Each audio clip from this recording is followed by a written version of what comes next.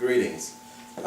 We're here today to interview our teacher, Master Al-Waalee Muhammad, in reference to this book that he wrote, a very profound little book, Conversations with the Master, The Reflections of a Disciple. My name is Nasir Muhammad. Fundi V. And we've been having conversations with our teacher in reference to this book because there's so much in this book that we believe need to be shared with the rest of you. So we asked him if he would give us this time to question him on why he wrote the book and to give some more in-depth understanding of the book. So at this point, I'd like to thank Master Muhammad for giving us this time, and also at this time I'd like him to kind of introduce himself and his experience in the martial arts. Master Muhammad, how are you today, sir? Assalamu Good. Alaikum salam. Of course we know, but the people don't know. Your years of training in the martial arts. So would you just kind of briefly, explain to people who you are, your background, and what qualifies you to write a book like this? Okay. My name is Al-Waalee Muhammad. I'm Muslim. I'm also a martial artist. I practice different martial arts. The ones I tend to favor, what caught my greater interest after practicing them for some while was Chinese martial arts. And the study of Chinese martial arts, the particular ones are the internal style, known as Tai-Chi, Xingyi, and Bagua.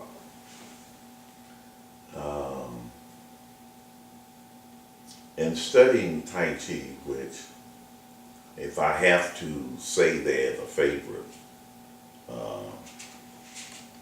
that would be somewhat it. And it's relevant to my study of Islam and the one who we recognize as the God today, the one who we recognize as Master Farad Muhammad, the Allah today in person. And so the study of Tai Chi led me to a greater study of Master Farad Muhammad because of the relevance that I seen in his coming and presentation and his teaching and the similarities that I saw in the art that I practiced. It was very profound, it was very interesting. And so after all of that, my study and research into this for years led me to wanting to do such as write a book. And so Conversation with the Master, the Reflection of a Disciple, was really wrote as I reflected on those teachings that came from my teacher. And I was inspired to write this book. my teacher being the Honorable Elijah Muhammad. Yes, sir.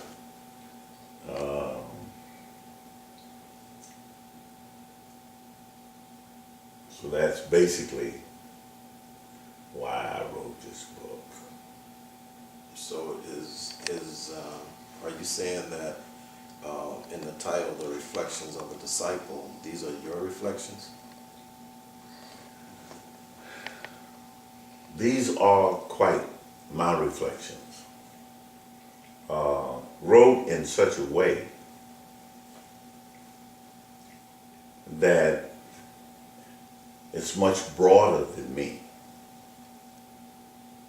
I thought of all the people who didn't have the experience of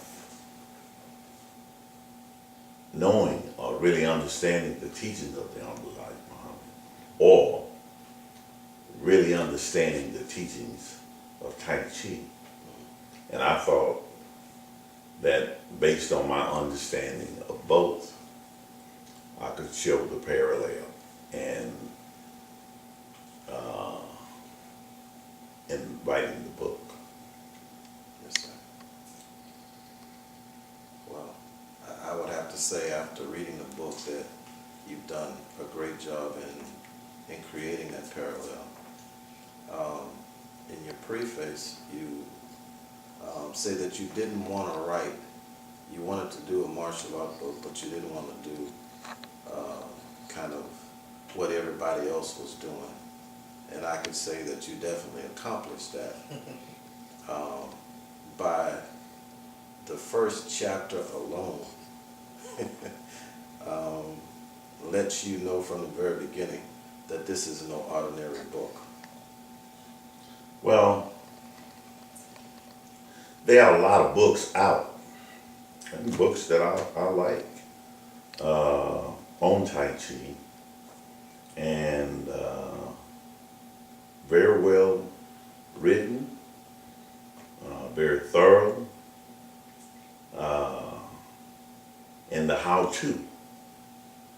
But I didn't want to write another how-to book. There's enough out there for everybody to see already. I wanted to write something where people could have the experience of really understanding why so many practice it, but only a very few of so many worldwide really ever attain the knowledge of what this art really is about. And so I wanted to write a book, hopefully, that would give the reader a living experience of what this was all about, as well as a very spiritual experience about what all of this about, all of this in this big universe that is so mystical to so many. It's not really mystical, but people see it as mystical. They can't directly relate this big universe in no way wise to themselves. It's very difficult. So you have all of these opinions that fall, I believe, short of the mark of being able to really identify with this universe and the originator of it. So if that's the case, what is the main idea of the book that you are trying to convey?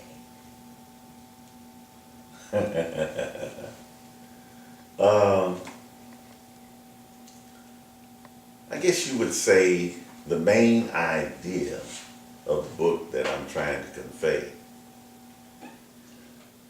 is the identity, really, of man in his idea of there being one greater than himself.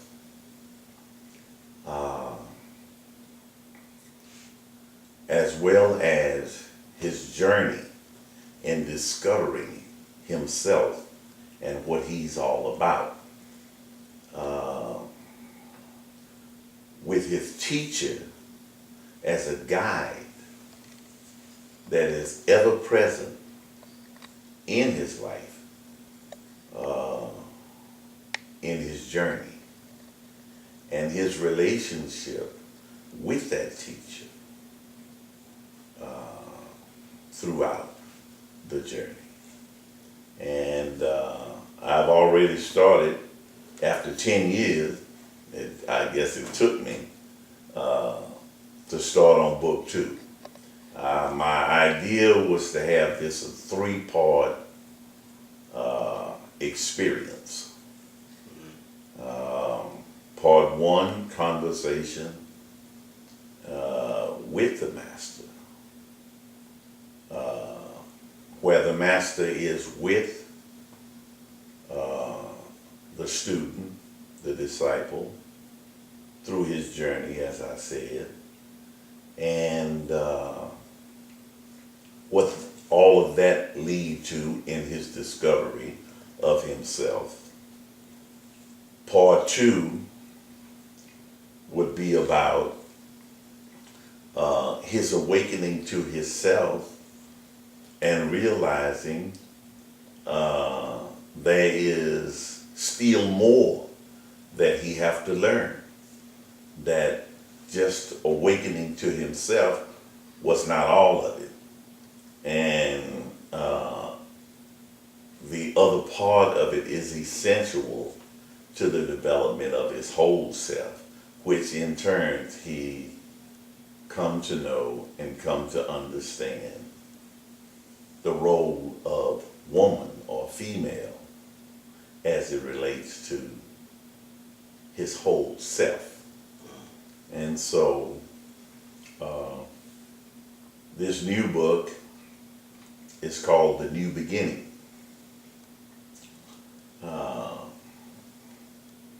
And I have a Chinese term on it, which I won't disclose at this time, but it's a very, very old term that is difficult to find the meaning of now, but it has to do with immortality.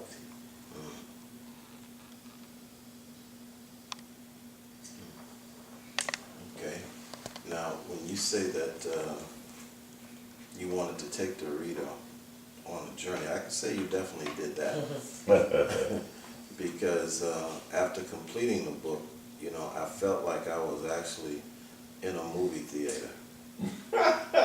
You know, the book reads like a script, like a movie script, which you and I have talked about. So you definitely accomplished that. Well, the question, excuse me if I No, go ahead. The question that I was often asked was, Master Muhammad, you know, there's no pictures in the book. Well, there's pictures in the book. No pictures in the book. There's pictures in the book.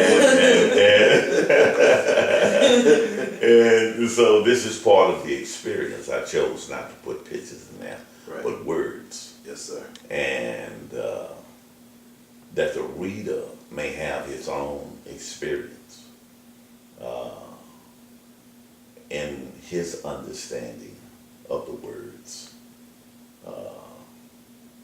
through the book.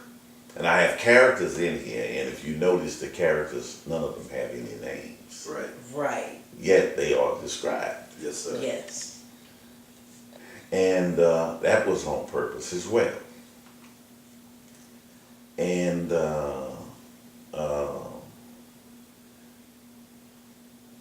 so often, believe it or not, I mean, this is my experience as well. Really so, because sometimes I really can't believe I wrote the book. Yes, sir. And I say that in all honesty because reading the book is an experience for me as it is for the readers who read it. Yes, sir. And I did a book review on the book once at the Shape Community Center, and I was astounded, I was amazed by the reaction that I got from the people about the book. I was really astounded. I thank the law first and foremost for giving me the Honorable Elijah Muhammad as a leader, teacher, and guide for me, that I may even be able to think the thoughts and convey them that I did, in order that others may have somewhat of an idea of this experience that I experienced in the Honorable Elijah Muhammad being my teacher and what I learned from him. Yes, sir. I really don't think, even more so now than ever, that the majority of his students, like in any classroom, having varying degrees of understanding of our teacher.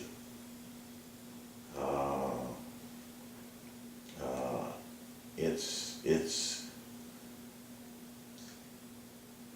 just to think of some of the things that we learned from him. I had myself, particularly when I was very young in the nation, how I viewed those teachings then was truly as a child would view the things in which their parents would tell them at that time. I was a child, I thought as a child, I acted as a child. Right. So my relation to what I was learning, my understanding of what I was learning, was that of a child, and no more could be expected. Right, at that point.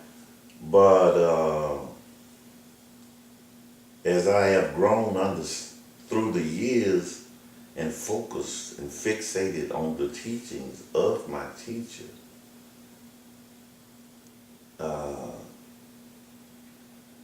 it's astounding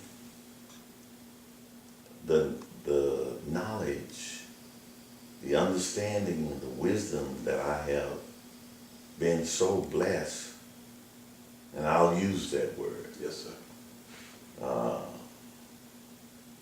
to be able to understand of what he really was about and what he really taught us. And even today, I pray for greater understanding of what he has taught me. And I pray for those who have had the experience of knowing his teachings, hearing his teachings rather, and those who have not heard his teaching, that they may grow to understand some of that knowledge that he imparted to us. Yes, sir.